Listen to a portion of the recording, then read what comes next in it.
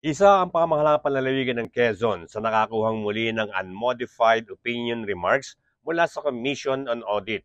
Ito ay may pagmamalaking pahayag ni Governor Dr. Helen Tan sa flag raising ceremony kahapon ng pamahalang panlalawigan. Ibig sabihin nito ayon kay Governor Tan ay maayos ang paggasta at implementasyon ng mga programa at proyekto ng pamahalang panlalawigan.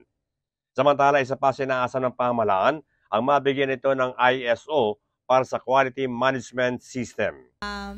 Pangalawang taon po yun, 2022, tapos 2023. Siyempre, gusto nating ma-maintain and sustain yung ganong klase ng pagtingin, assessment, result ng Commission on Audit. So yun ay pagpapakita po ng maayos natin na pamamalakad, yung pag-aayos ng ating sistema, mga proseso, tamang paggasta, implementation of programs and projects, things like that, no? So yun po yung mga tinitingnan at hindi po lahat ng local government, national government offices ay nakakatanggap po ng ganyang marami po palagi na mga anong tawag doon?